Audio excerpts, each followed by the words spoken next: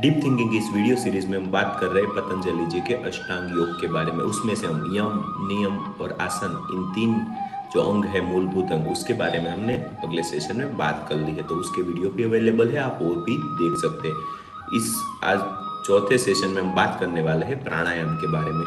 प्राणायाम का मीनिंग है प्राणों का आयाम, मतलब कि जो प्राण है, हमारे शरीर में एक प्राण बहता है जिसको हम ईथर के नाम से भी जानते हैं। हमारे अंदर जो एनर्जी बहती रहती है, उसके आयाम पे जो काम करना होता है, उसी को प्राणायाम बोला जाता है। तो जो प्राणों का अर्थ जीवनी शक्ति है और आयाम का अर्थ है खिंचाव, विस्तार, फैलाव, विनिमय, आत्मसंयम अथवा नियंत्रण। इस प्रकार प्राण का विस्तार करना तथा उसको बढ़ाना ही प्राणायाम कहलाता है। यदि सामान्य रूप से हम कहें तो प्राणायाम श्वास लेने की योग कला है। जब हम श्वास लेते हैं तो हमारे अंदर सिर्फ वायु ही नहीं जाती है, बल्कि वायु के साथ में प्राण भी हमारे अंदर जाता है। इस प्राणों का जो आयाम है, इस ये जो ईथर का जो प्लेन है, उसको ही प्राणायाम कहा जाता है। उस पर जब हम काम करते हैं, हमारी सांसों को हम कंट्रोल करने का प्रयास करते हैं। कभी कभी हम जोर जोर से सांसें लेने लगते हैं, कभी आराम से सांस लेते हैं, कभी एक साइड से सांस लेते हैं, कभी दूसरी साइड से सांस लेते हैं। इन सभी बातों को कॉमनली प्राणायाम के नाम से जाना जाता है। प्राण का प्राणों प्राणों का जो आयाम है, उस पे जब हम काम करेंगे, इसी काम को प्राणायाम कहा जाएगा। मतलब कि आप जो अपने श्वास के प्रति अनअवेयर है, आपके सांस के प्रति आप कॉन्शियस नहीं है, तो उसको धीरे धीरे आपको समझना होगा। अपनी जो ब्रीथिंग चल रही है, अपनी जो सांसें चल रही है, उसको धीरे धीरे समझने का प्रयास करना होगा और अपने कंट्रोल में करने का धीरे धीरे प्रयास करना होगा। इसी को प्राणायाम कहा जाता है। महर्षि पतंजलि ने विशेष रूप से सांस लेने तथा बाहर छोड़ने की प्रक्रिया को नियंत्रित करने के रूप में प्राणायाम को परिभाषित किया है। तस्मिन् सति श्वास प्रश्वास योग विच्छिद्य प्राणायाम, अर्थात आसन के सिद्ध हो जाने पर श्वास प्रश्वास की गति का स्वतः ही रुक जाना प्राणायाम कहलाता है। इस प्रकार प्राणायाम श्वसन क्रिया की एक तकनीक है जो सांस लेने वाले अंगों को तीव्रता से, लयबद्धता से, गहनता से क्रियाशील बनाती है। मतलब जब आप मेडिटेशन करने लगते हैं, जब आप अपने सांसों के प्रति कॉन्शियस हो जाते हैं, अपना जो ध्यान है अपने सांसों पे लगा के आप एक आसन में बैठ जाते हैं और 3 घंटा या उससे ज़्यादा आप इसी आसन में बैठ सकते हैं, तब आपका जो ये आसन है वो सिद्ध हो जाता है। और जो आपका प्राण है, अंदर बाहर आ जा रहा है, आपकी सांसें हैं, उसके प्रति भी धीरे धीरे आप जागृत हो जाते हैं और आपका जो प्राणायाम है वो सध जाता है। उसके बाद में जब आप स्थिर बैठे होते हैं, तब आपको कॉन्शियसली भी अपने सांसों के प्रति काम करना होता है। तो उसके बारे में अगर हम आगे बात करें तो इससे पहले आपको पूरक, रेचक तथा कुंभक को समझाना आवश्यक है। पूरक मतलब कि लंबी गहरी श्वास देर तक अंदर ली जाती है। पूरक मतलब कि पूर्णा, अपना जो पेट है उसको वायु से, श्वास से, प्राण से भर देना ही पूरक कहलाता है। रेचक मतलब श्वास को देर तक बाहर छोड़ी जाती है। रेचक मतलब कि बाहर निकालना श्वास को, अपना जो प्राणवायु जब हम अंदर लेते हैं उसको जब बाहर छोड़ते हैं, तो उसको ही रेचक कहा जाता है।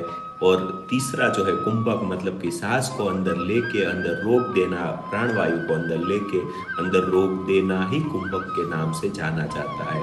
पूरक श्वसन संस्थान को उद्दीपित करता है। रेचक दूषित तथा विषैली वायु को बाहर निकालता है। कुंभक संपूर्ण शरीर के भीतर ऊर्जा का वितरण करता है।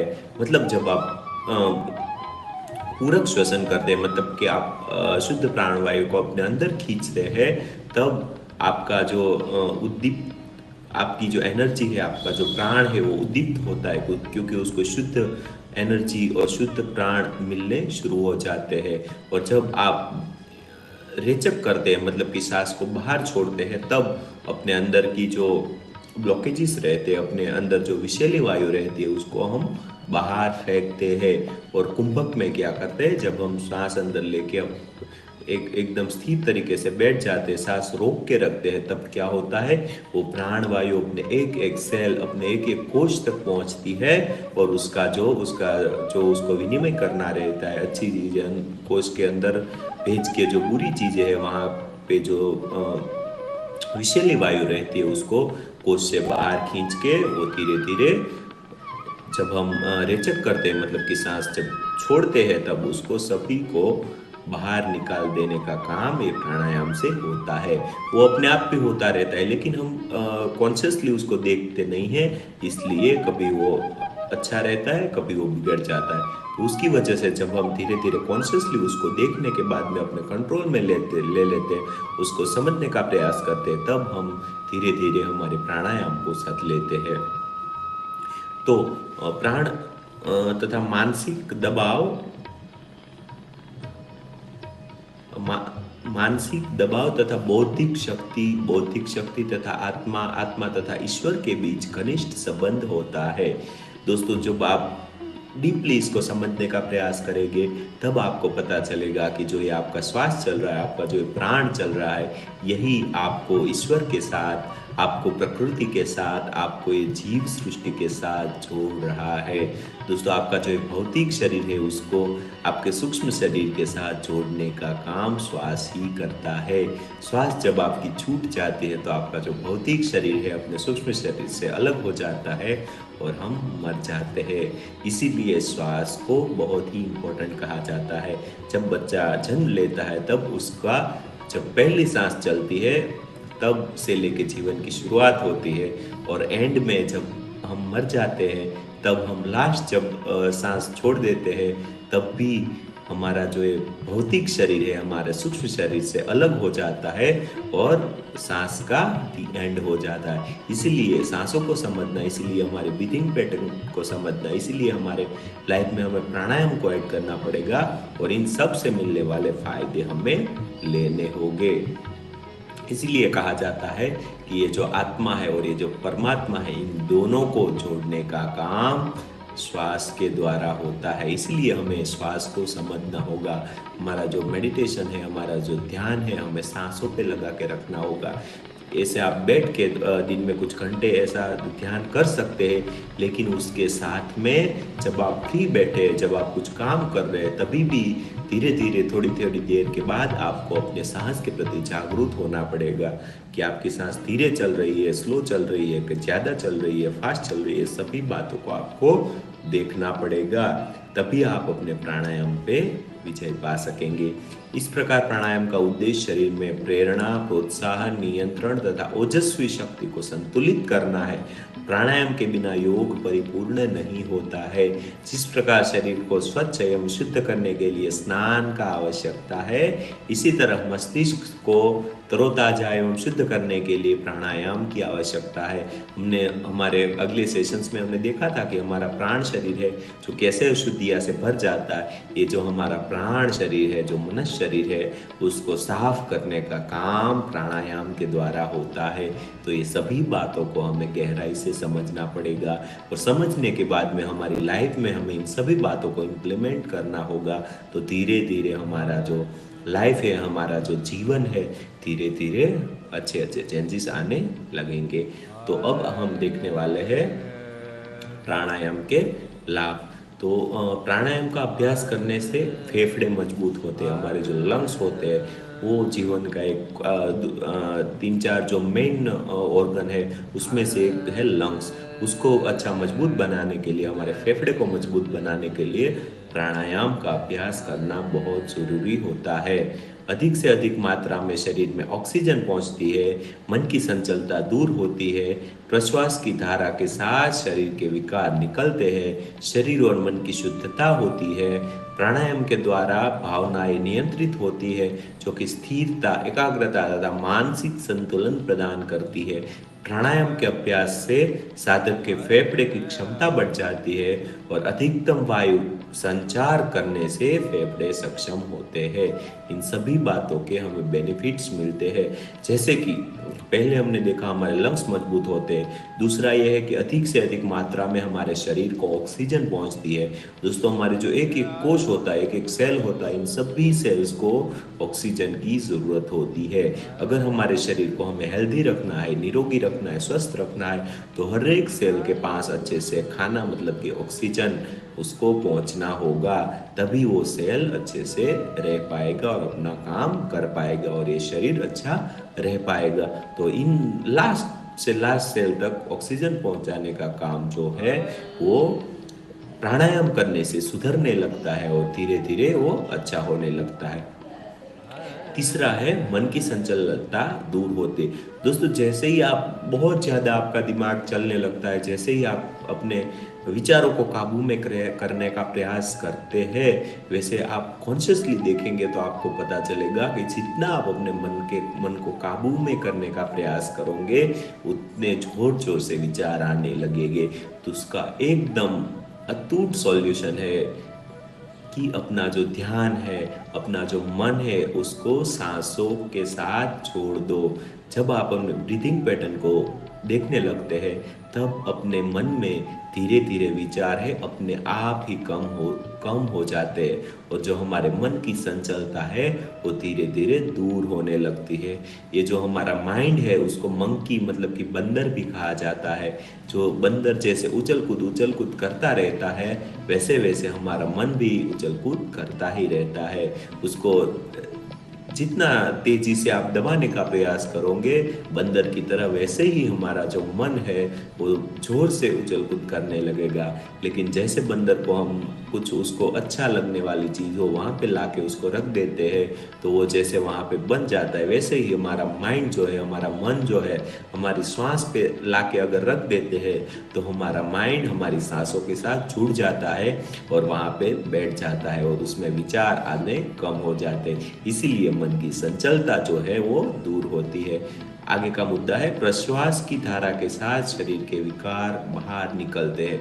हमने अगले बहुत सारे सेशंस में देखा है कि हमारे अंदर बहुत सारे ब्लॉकेजेस पड़े हुए होते हैं। हमारे जो कर्म होते हैं, कुछ ऐसे कर्म होते हैं उसकी वजह से हमारे अंदर ब्लॉकेजेस बन जाते हैं और वो ब्लॉकेजेस हमारे प्राण शरीर में एक अशुद्धिया की तरह वहाँ पे फिक्स होके वहाँ पे जम जाते हैं।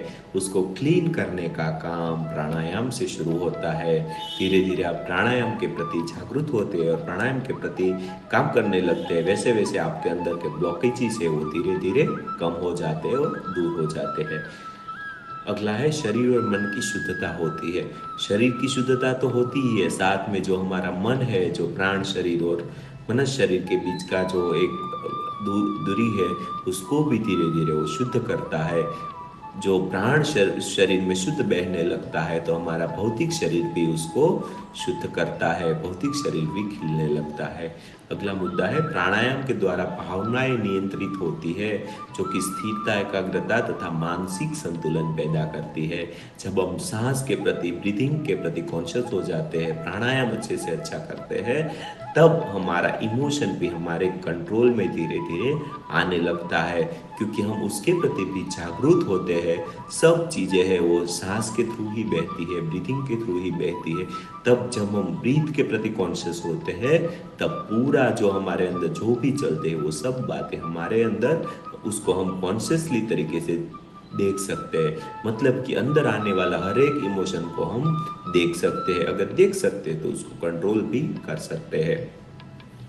लास्ट मुद्दा है प्राणायाम के अभ्यास से साधक के फेफड़ों की क्षमता बढ़ती है तथा अधिकतम वायु संचार करने में फेफड़े सक्षम होते हैं। शरीर को जब अधिकतम वायु की जरूरत होती है, तब फेफड़े हैं इतने मजबूत हो जाते हैं कि शरीर को जितना भी ऑक्सीजन चाहिए होता है उतना वो पहुंचा सकता है।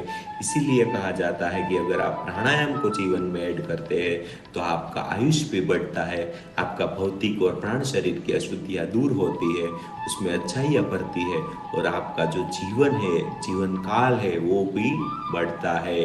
इसीलिए सब बातें बहुत ही इम्पोर्टेंट है। आने वाले वक्त में अगर उसका समय मिला तो हम प्राणायाम के जो अलग अलग जो टेक्निक्स है उसके बारे में भी बात करेंगे, लेकिन अभी उसकी जो सभी टेक्निक्स के बारे में बात नहीं करते हैं, क्योंकि पतंजलि के जो योग सूत्र में है किसी भी प्राणायाम का नाम उल्लेखित नहीं किया गया है। ये सभी जो प्राणायाम है वो आगे जाके, जैसे कि अनुलोम विलोम है, ये सब प्राणायाम आगे जाके जो कुछ और बुक्स थी, कुछ और ग्रंथ थे उससे लिए गए थे, जैसे कि हठ योग वगैरह से लिए जाते हैं। लेकिन पतंजलि का जो योग सूत्र, जो मेन बुक है, मेन ग्रंथ है, उसमें उसके नाम कहीं पे नहीं दिए गए। सिर्फ प्राणायाम को ऐसे उल्लेखित किया है और उसके बारे में से बात की गई है, लेकिन उसके कोई नाम नहीं दिए गए हैं। तो यहाँ भी हम किसी टेक्निक के बारे में बात नहीं करेंगे, सिर्फ प्राणायाम का यही हम देखने का प्रयास करेंगे कि जो हमारा प्राण संचार चल रहा है, हमारी जो ब्रीथिंग चल रही है, उसके प्रति हमें कॉन्शियस होके उसके ऊपर काम करना है। हर रोज सुबह जब हम उठते हैं तब हमारी दोनों सांस कैसे चल रही है, ये सब बातों के प्रति हमें धीरे धीरे जागरूक होना है और आगे जाके उसके बारे में डीपली हम बात करेंगे।